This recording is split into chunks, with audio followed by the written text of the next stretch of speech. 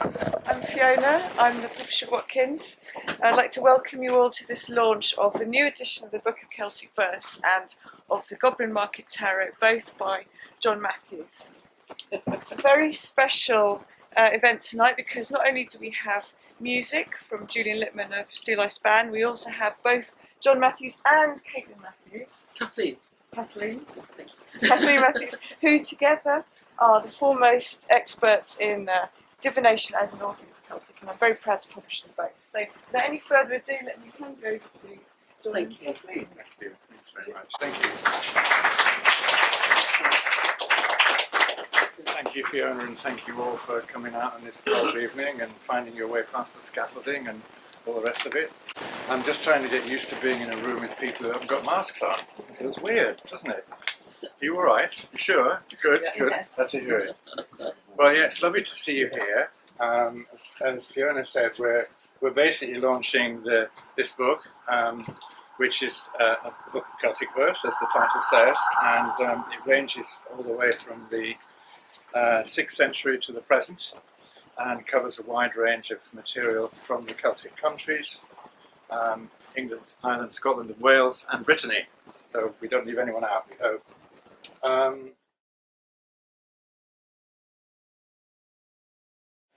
And the other feature of this evening is the Goblin Market Tarot.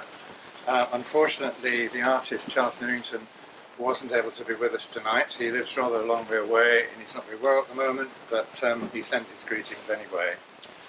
And unusually for a tarot, we have an extra dimension in this one, which is that of music.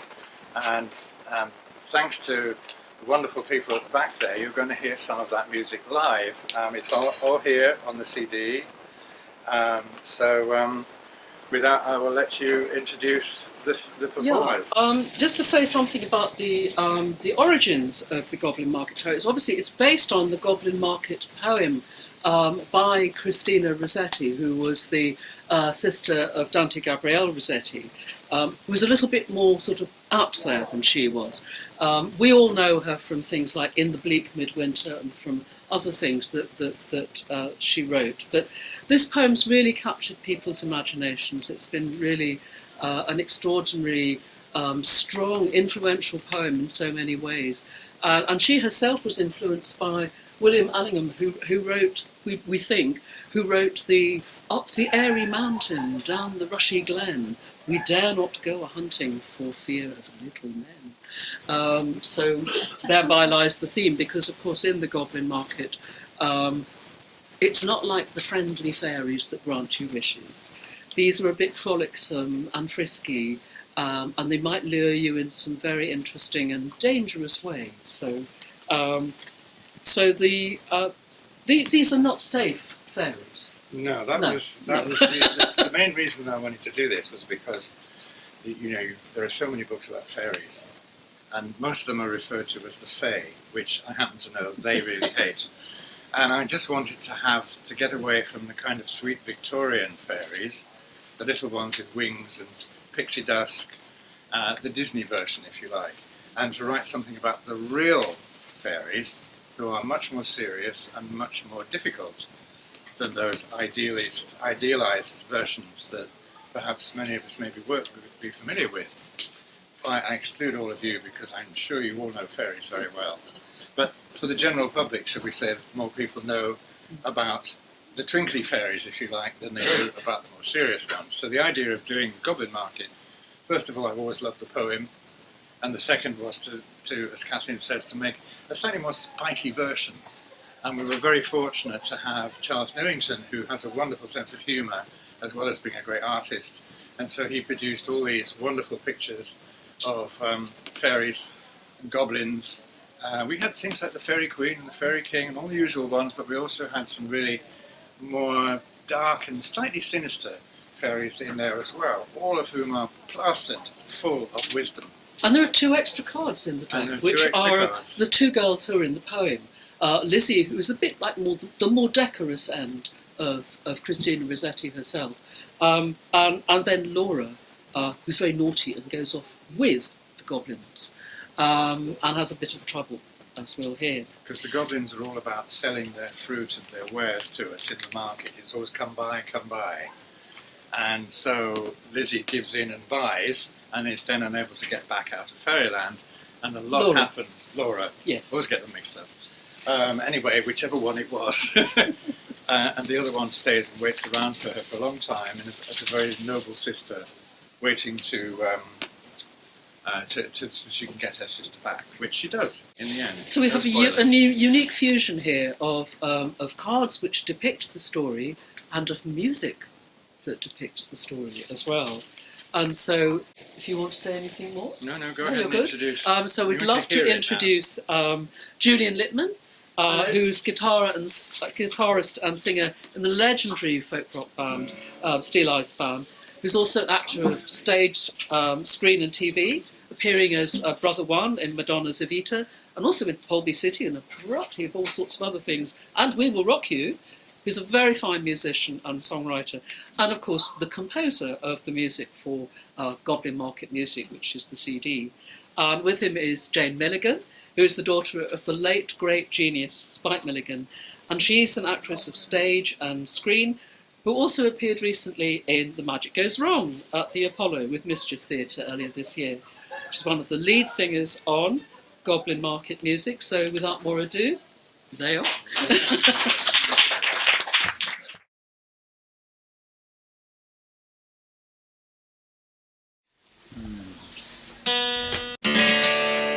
Cool. Right. This is the first piece, and it's the original part where Laura gets tempted by the goblins as they pass by. Cool. I've put them into various parts, and this is part one, temptation. So. Okay. You alright? Yeah. Whee, there it goes. Okay. Saggage. Okay, ready. Okay. You must not loiter in the glen, in the haunts of goblin men. You must not loiter in the glen, in the haunts of goblin men.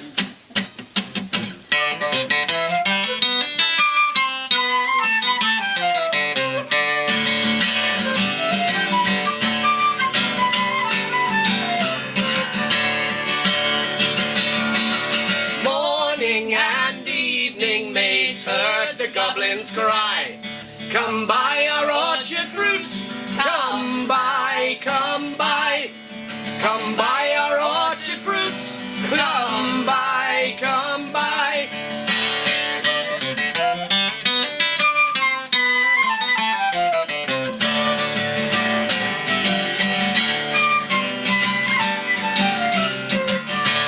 Apples and quinces, lemons and oranges, plum bucket cherries, melons and raspberries, blue dancing peaches, swart-headed mulberries, portable cranberries, crab apples, dewberries, pineapples, raspberries, apricots, blueberries, all are together in summer weather. Morning and evening maids heard the goblins cry, come buy our orchard fruits, come buy, come buy.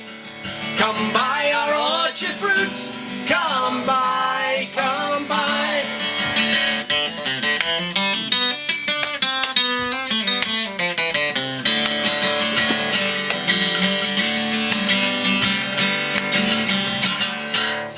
Evening by evening among the brookside rushes, Laura bowed her head to hear, and Lizzie veiled her blushes. Crouching close together in the cooling weather, With clasping arms and cautioning lips, with tingling cheeks and fingertips. lie close, Laura said, picking up her golden head. We must not look at goblin men, we must not buy their fruits. Who knows upon what soil they fed their hungry, thirsty roots? Come by, called the goblins, hobbling down the glen. Come buy your orchard fruits from the goblin men.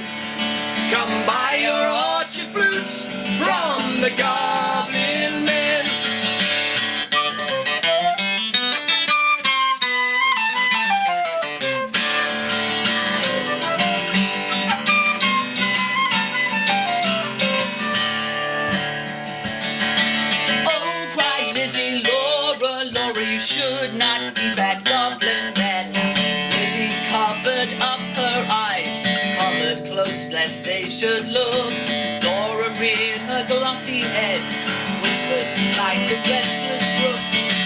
Look Lizzie, down the glen, trap little men. One hauls a basket, one bears a plate. Lugs a golden dish of many pounds weight.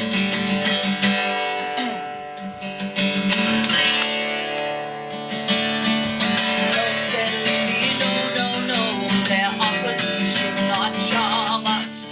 No, said Lizzie, no, their evil gifts would harm us.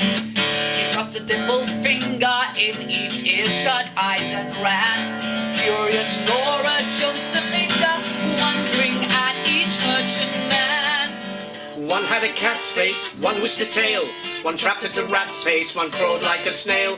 One like a wombat prowled, obtuse and furry. One like a ratel tumbled, hurry-scurry. She heard a voice like the voice of the dove, cooing together, full of love. Morning and evening maids heard the goblins cry. Come buy our orchard fruits, come buy, come buy. Come buy our orchard fruits, come buy, come buy.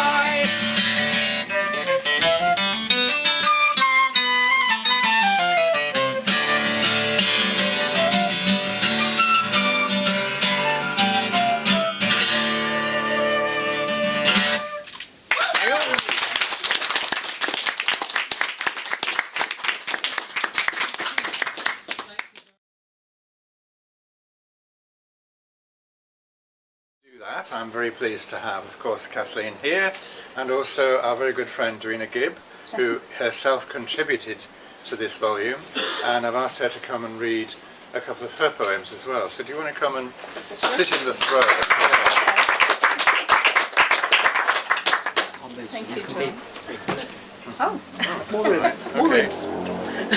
So what I tried to do in this collection was to bring together as much of the Celtic tradition as I could in one place.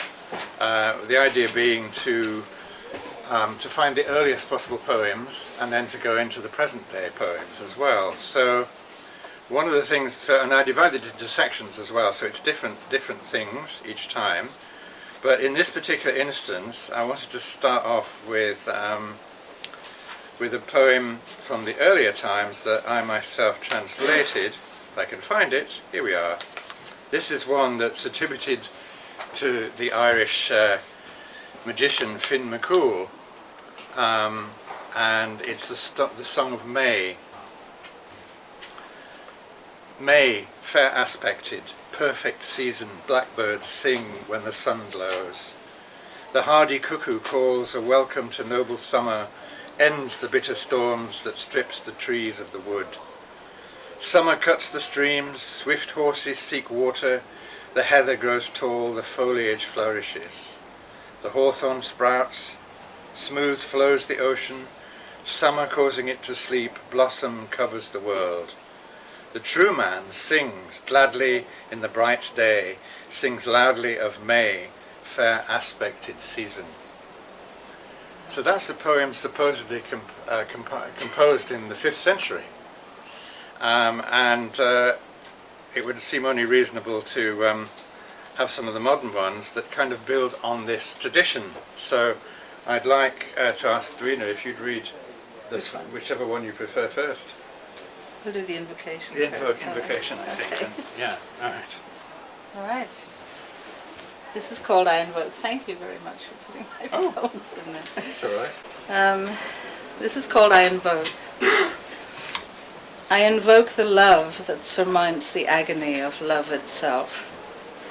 I invoke the learning that makes minds bright from dull. I invoke the silence that culls and soothes all chattering anger, and makes hearts beat more with goodness from the core. I invoke the lonely to find safe solitude in their exile. I invoke piety and affection to offer kind protection for the weak. I invoke all seekers to find the knowledge they desire and seek. I invoke the treasure of skill to fall upon godly doings, and seal the measure of all arts with mirth and pleasure. I invoke the abundance of happiness to surpass its redundance. I invoke radiant beauty to bloom when youth has aged to sage. I invoke strength to invigorate health and wealth of souls and goods, and to make candor and bravery flourish with virtue and valor. All of this I invoke without greed or need or bearing of sorrow. All of this I invoke, not from the past or the morrow, but nigh. All of this I invoke from the seed of love, never sown or grown, and implore the power of truth to emerge from the pool of lies. I invoke all this to arise from that which is hidden from eyes. I invoke all this to make wisdom known in the weary and worn. I invoke all this so that the stalwart and stern will be just and wise, and that hearts torn with grief will heal and be made whole at last. All of this I invoke, not from the past or the morrow, but now.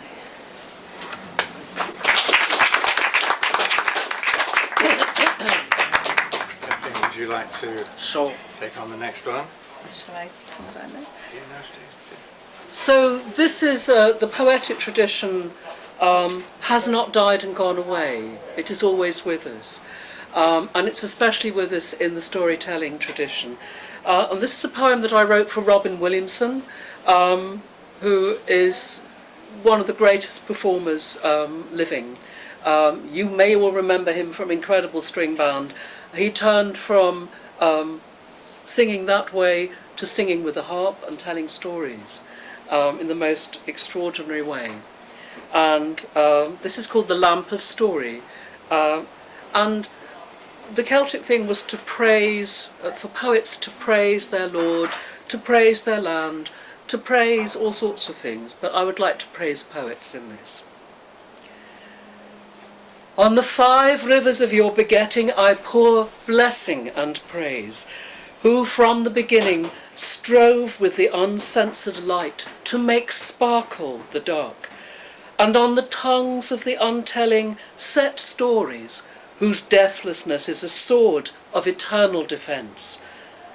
What man, lampless in the night, could walk without your telling, whose songs illumine the trackway of the primal voice that winds unmarked beneath the breath?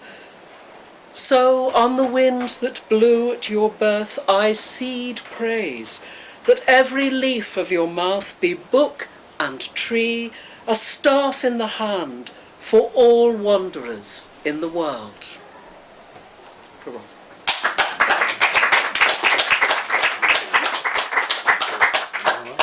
Okay.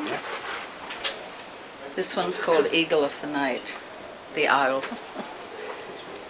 Eagle of the night, friend of strangers in the dark, seer of the unseen, you who are of silent feathers, companion of Athena, you who bring light to those without sight, be my eyes in the blackest of deep places, be my breastplate of wisdom in the court of Indra, be the bearer of keen insights and soothsaying, and the revealer of truth in all omens and faces. Eagle of the night, guardian owl of all forest trees, keeper of the woodland, you who are witness to secrets, companion of Hecate, you who bring solace to walkers of the twilight, be my ears in the depths of noiseless places, be my potent quill in the writing of sacred law, be the plumed cloak of refuge, talon and claw, and the revealer of mysteries in all arts and graces.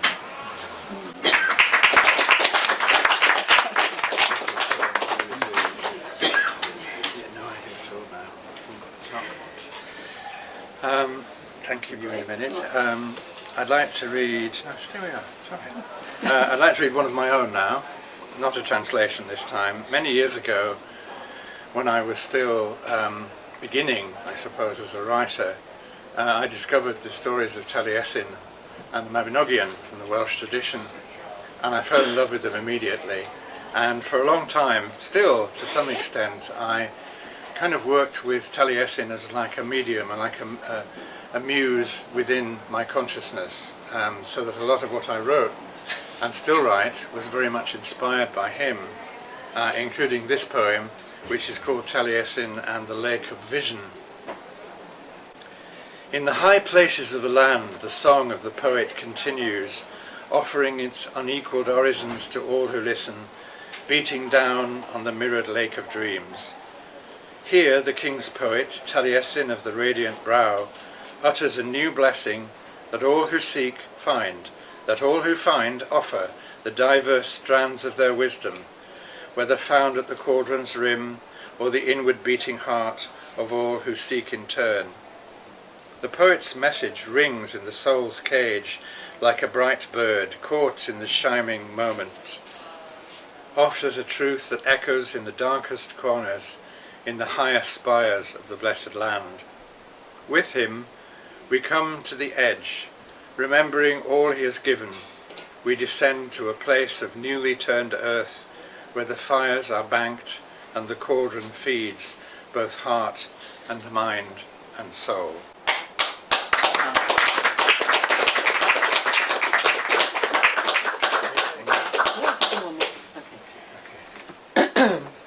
So we're in a very difficult time at the moment, I think everyone agrees. And I'd like to sort of go back to the earliest part of the tradition, which is the text called the Battle of Moytura, which is where the Tuatha De Danann are fighting off their enemies. And at the beginning of this, they go and they speak to the Morrigan. Now, in Celtic, especially in Irish Celtic lore, we don't have of goddesses of love. We have goddesses of love and war. They come with both ends. And the Morrigan is asked to prognosticate about the war. And she talks about the awfulness of war. And then she talks about the prophecy of peace, which is what she gives. This is my translation from the Battle of Moytura. Peace high as heaven, heaven down to earth, earth under heaven, strength in everyone, cups great fullness, fullness of honey, mead till satiety, summer in winter, spear reliant on shield, shield reliant on host, host upon occasion for battle, grazing for sheep, wood grown like antlers, weapons forever departing, mast upon the trees, bough low bending, bending with increase, wealth for a son strong-necked, yoke of a bull from a praise song, refrain for a tree, wood for a fire, fire for the asking, rock from the soil, woven into victories, boyne for hostel, hostel of resonant extent, green growth after spring, autumn increase of horses, a company for the land, land with trade to its furthest shore, may it be mighty forested, perpetually sovereign, peace high as heaven, heaven down to earth, earth under heaven, life eternally. May that go to you, Kate.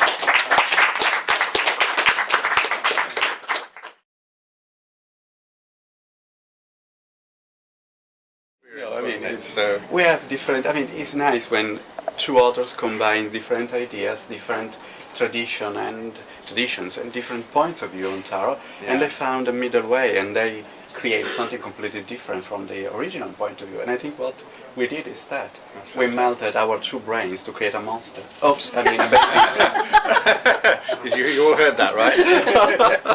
So anyway, it's alive. if you want to find out what it feels like to work with two decks, it's wonderful, because you can, of course, shuffle the whole lot together, in which case you have a massive deck that's much too big to do much with. or you can take them separately and you can ask a question and then you can ask the question again and you can compare the answers and you can look at the way that they're different.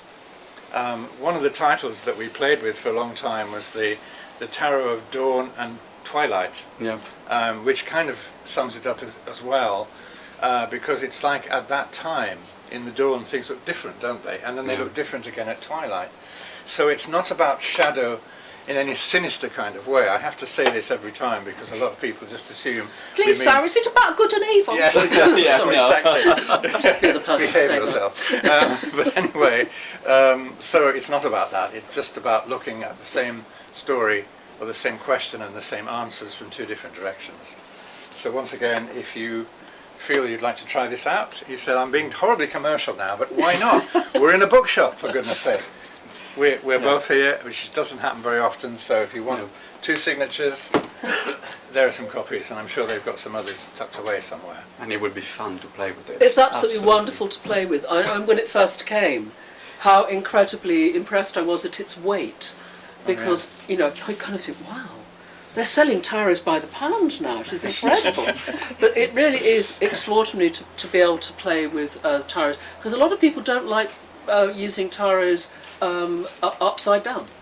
No, Yeah. And so this way, you can have all your cards upright, if you wished, If you wish, and yeah. read things in a very different way, which is fantastic. So. Yes, something that I would like to say is many people get it wrong, is that Yeah. there are two decks, not because one is the straight reading, the other one is the reversal. No, there are two different approaches of the same card. Let's say that every tarot card, a traditional tarot card, an historical deck, is like opening a window to a different time, a different world, and is an archetypical world too. I mean, there are lots of meaning in a tarot deck, in a tarot card, single cards, in different worlds, and we wanted to convey different meanings, bring it to the single cards, like the devil. It was one of my favorite, and the one we The only one we fell out over. Yes, but it was very, very nice to have this confrontation about the meaning of the devil, and so we split the two vision of the cards, creating two different cards. The cards are similar, but they are mirrors. So one is light and the other one is darker, but there are also differences in the drawing that help you to find the meanings. Yeah. And the difference that we talk there, I mean, the difference interpretation of the devil, like the rebellion, or the one that you prefer, that is not the rebellion, but is the addiction, something Yes, like that. something I mean, like that. oversimplifying a lot. Among other things, yes. Yes, oversimplifying a lot. But in this way, tarot can be really, really deeper and can be very, very fun. It can, and I love the fact that if you look at the two decks together, you'll see that each card has little variations within it, which may not be immediately obvious. You think, that's the Fool, oh, and that's the Fool too. Oh, wait a minute, this one has got bats behind him, this one's got birds. So there's a different feeling for each one, and that, again, was your particular input into that side of it as well. Yeah, So- well, we try to create, I mean, we communicate, we try to create a deck that everything is there and everything is missing has a meaning in its present or in Sure. its being absent. So it's not just a fancy of a drawing or the fantasies. It has a meaning and it's there. Absolutely. I was not prepared to talk, so I'm improvising. That's all right, that's all right. Thank you, thank you for Try being to here. correct my English. I see, oh my god, the S is missing there. Anyway, You didn't have to say anything, but I'm glad you did anyway. All right, go and sit down Thank you, now. Andrea. Make a point. thank you, John. Thank you, Kathleen. Thank you. Right. Yes. So we're actually making great time here. I thought by now it would be time to go, but we've still got time. Yeah. We are going to have some music Go to again, have some more music. So. and of course we've got lots of time for you to sign and purchase all Of these course, lovely yes. things. I promise that's the last commercial thing I'll say this evening, probably. And to ask questions, of course, absolutely. And as you see, Watkins have very kindly provided us some little snacks and even alcohol. So, you know, don't get too excited, but, you know, if we get finished in time, you might even get a glass, you never know. Fantastic. So would you like some more music? I think, yeah, I think would be a good Are you time good to- for some more music? Yeah, That I would think be we'll do fantastic. another time. A lot, or floridly, and you don't need to go as far. But most of it, it's all verbatim what's in the poem. And as I say, I broke it down to 7 parts. Temptation, seduction, admonition, addiction, which is where Laura gets addicted really to the juices that are in the goblin's fruit. But she's saved by her sister Lizzie, who actually goes and visits the goblins, as you'll hear in this bit, and gets the fruit from them, but doesn't ingest it. That's the important thing. So she's still got it on her face and things like that. And the only antidote is if Laura licks that juice off her face, and that works as an antidote and saves her life. Unfortunately, when you're addicted to the Goblin Market fruit juices, unfortunately, what happens is you are totally addicted, but you can't hear them anymore. That's the horrible irony of it all. You can't hear them, so you can't go to get more of what you're addicted to. So it's pretty cruel, really, all that. But however, Lizzie saves her, so here you go. And this one is called Salvation and Remembrance.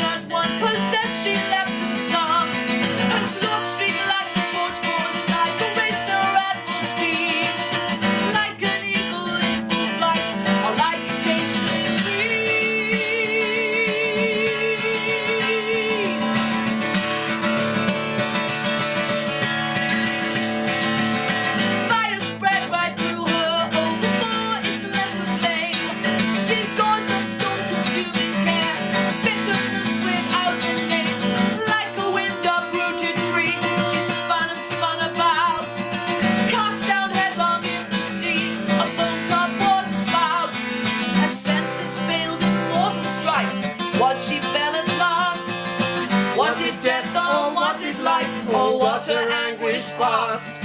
Was it death or was it life? Or was her anguish past?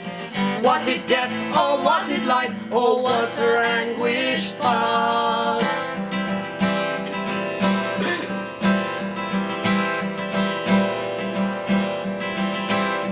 Life out of death, all night Lizzie watched by her counting. Her pulses flagging stir, felt for her breath, water to her lips, cooled her face with tears.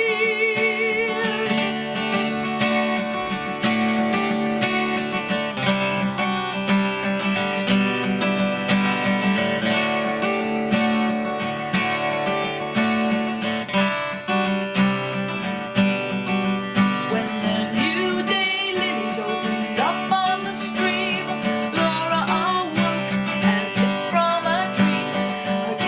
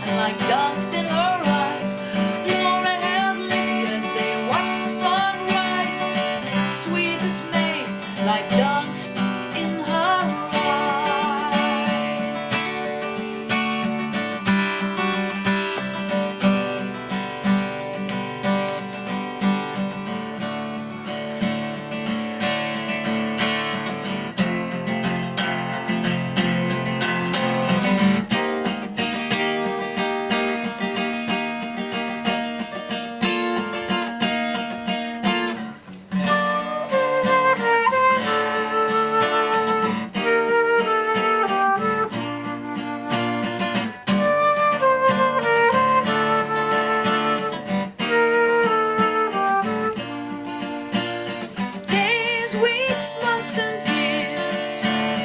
Afterwards, when both were wives, their mother hearts beset with fears, their lives bound in tender lives.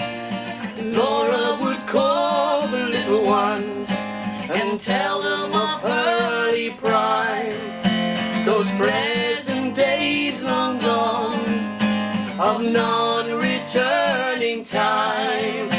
Would talk about the haunted glen, the wicked quaint fruit merchant there, their fruits like honey to the throat, but poison in the blood. Would tell them how her sister stood in deadly peril to do her good, and win the fiery antidote.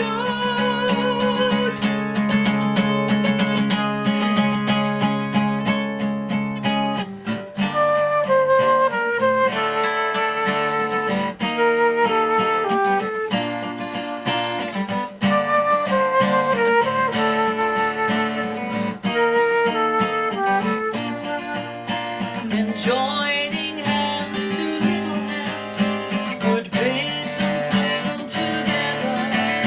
For there is no friend like a sister in calm or stormy weather, to cheer one on the tedious way, to fetch one if one goes astray, to lift one if one totters down. To cheer one on the tedious way, to fetch one if one goes astray, to lift one if one totters down.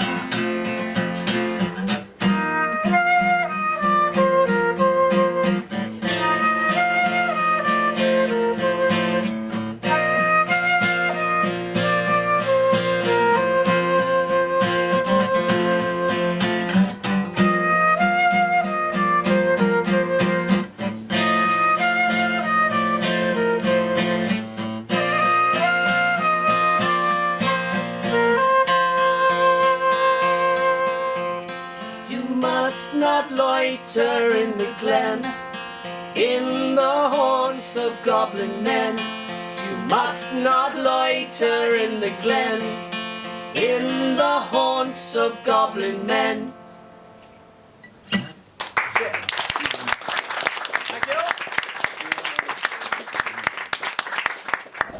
Oh, 20 years ago probably, and at the time I wasn't thinking of a tarot or anything like that.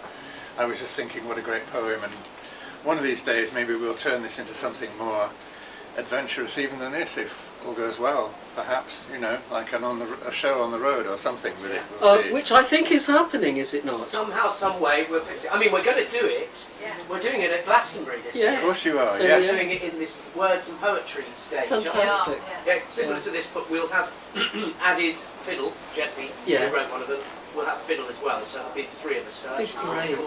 Will be mic'd and stuff as well. So. Fantastic. If you're Yeah. at Glastonbury, 5:40 in the words and poetry tent. Great. What day? Okay, What day? thank you. On Saturday. Saturday. Okay, so if anybody's going to the Glastonbury Festival, you'll see and hear it again. Yeah. This time the full, All of it, full, yes. full thing.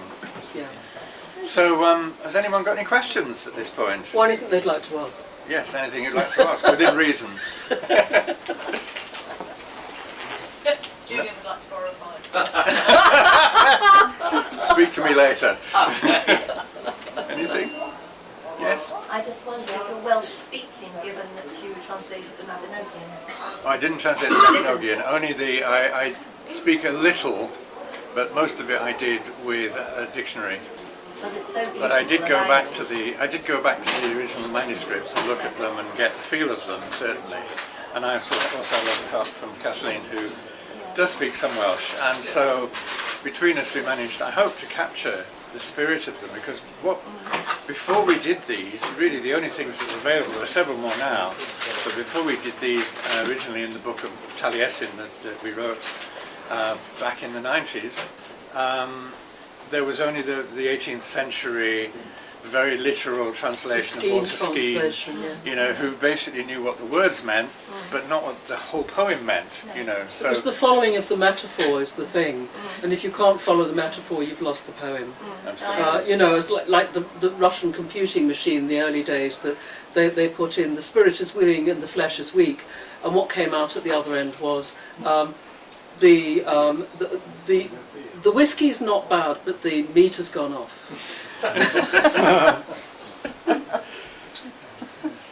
So we, you know, hopefully managed to catch something of the magic of that poetry. I mean, the other thing about those Taliesin poems, there are about 22 poems altogether that are attributed to him, and we don't even know if he really wrote them. There really was someone called Taliesin who lived in the 6th century, so he's not a fantasy, made-up character. But the one thing that we realised as we began to work on translating all of them was that they are descriptions of what we think of as shamanic journeys. They're about going into nature, into the presence of a thing. So he's constantly saying things like, I have been a tree, I have been a flame, I've been a shovel in the hand of a man, you know, a sword in the hand of a hero. All of these things that I think he saw in vision and then conveyed into these wonderful poems and songs. We don't know if they were sung or chanted, although we probably think they were chanted.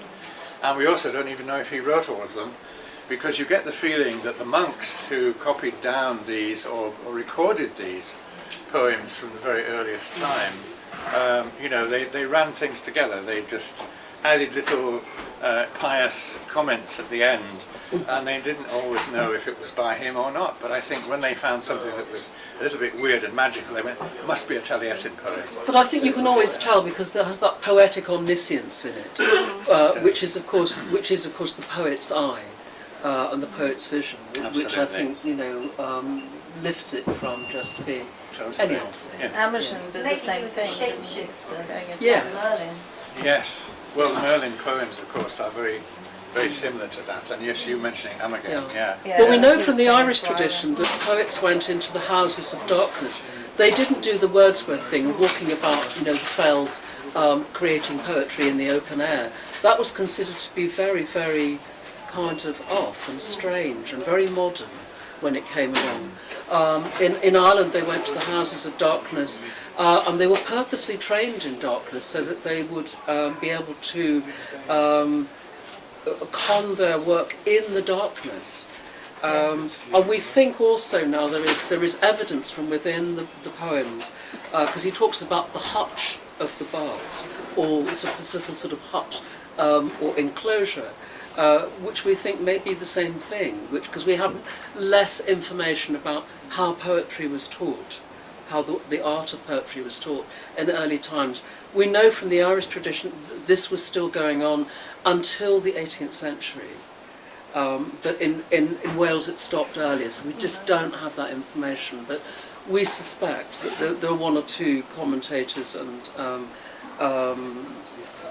Celticists who really think that that's also a possibility, that was part of the Welsh tradition too, in which case in the darkness you can be anything. Yes, you can be anything or And anywhere. it's said too that there's this one description that says after they'd been in the dark for several nights, sometimes sleeping, sometimes waking, they were then brought out either into bright light of the sun or bright light of the fire, and that this coming out of darkness into light triggered a vision. So you can imagine how this might have been arrived at. Because the one thing about all that poetry is it's so deeply seeped in vision and seeing beyond the reality of the everyday, if you like, you know. I always say to our shamanic students that if you want to pick out someone who is going to be probably well adapted to doing shamanism, you show them a tree. Because most people will see a tree, trunk, leaves, branches. A few less people than that will see a tree and feel the energy of it. But the ones who are the ones most likely to do the shamanic work are the ones who see everything about that tree, But this the is fire leaping out of it. using the wonderful Gaelic expression Ancahala. Yes. The two seeings at once. So Yes. yes, you see the tree, you see the branches and the leaves, but you're also seeing how it is in the other world too. So it's with the two seeings at once, which is of course exactly the same as Blake's single vision, single vision, which he really inveighed against, and the double vision, which we must always see with all the time, which is to see what is and what we see and what we don't see in one vision. In the same way that my shawl has a pattern on this side, but it has a complementary pattern on the other side, and this side cannot exist without this side. That we always have to see with that double vision. And the threefold vision is when we go into our dreams and we have another vision, but the fourfold vision, which was Blake's vision, was to be able to see with the eternal sight, with the view of the intelligence of the universe, which is a bigger vision entirely. So if most of us can do double vision, we're doing well. Well, the third eye in meditation is Sort of like a liminal world. Yes. Absolutely. Between the two, yes, you're right. I mean, the third eye is very much that, you know. This is what the three rays in Druidry are all about. And also in really. Ireland, they counted the days and nights. Like you had the Sennight, which was 7 nights, and the Yes. fortnight, which is 14 nights. Yeah. So, But also the night preceded the day.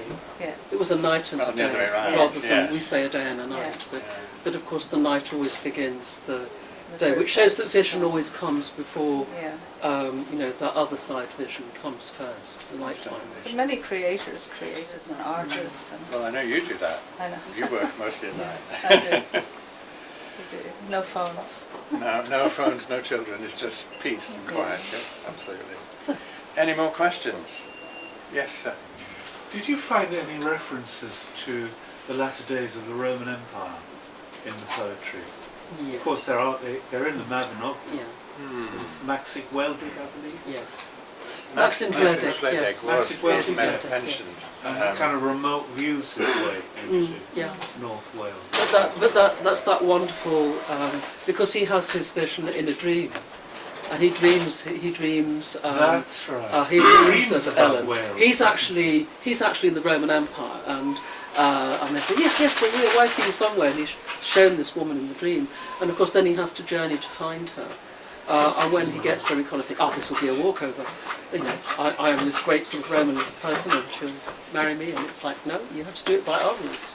Well, that's quite well known, Maxic Weldig. Yes, Maxim Gledek. So yes. curious. Maxic Yeah. Weldig was Emperor of Rome, and never was there a kinder nor a comelier man than Max. A strange way to describe a Roman Very I know. different. emperor. But were there references to the fall of Rome in the poetry? Not Well, in the Triads, there is. Of course, he's known as one of the three streams that come out of Britain and take all the men away, because the Romans went back into Gaul in order to fight the rearguard action that was happening there. So all the troops were withdrawn, and so we do see it in the Triads, which of course are much later, but of course they are a remnant of an existing memorized tradition. So that What date would that be? so they were written down in about the 13th and 14th centuries, but of course they are remembrances of Yes. earlier incidents that have happened, in the same way that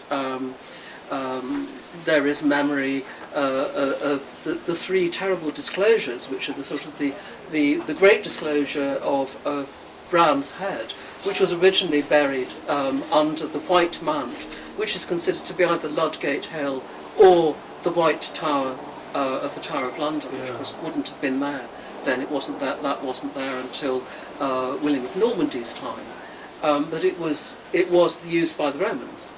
So, but the unclosing of the head, which is yay back into mythical times remembrance, but in the poems of Taliesin there is the sovereign's throne, which does say that Arthur is born both of the people of Britain, and he's also born of those who carry the spear for Rome. Yes, the one who carries the aludid, the actual That kind of spear figure. carries, which works well if you look at Arthur as a northern lord, because the people around the Godolphin area, which is kind of modern Edinburgh region, were the people who were trained in a great deal of what we would call chivalry, but they were actually mounted cavalry. And so he may well have sprung from those who were served with the Romans at that time, and who came forward after the Romans left in order to still defend the land. Yeah, that kind of fits. Yes. I think some never made it back. I think a lot of them. I think a a lot of them most. stayed in Anglesey in North Wales. Yeah. The Gob Welsh language has quite a stronger Yeah. Latin stem, Yeah. It does. other than the Welsh that's spoken Yeah. in South Wales, Yeah. which is the majority of Welsh speakers. Exactly. Yes. They're not Gobs. And also all the sort of positions, like the sort of, what we would now call the mayor and corporation, the people who did the administration still had the Roman names. Yes, we know that, St Patrick's dad was a decurion, for example, which kind of come to mean something else than it did in the Roman army. But that was in the 5th century. He was being called a decurion after the Romans had left. Thank you very much. So people Well, can I'll get just in. say then, Yes. thank you for coming.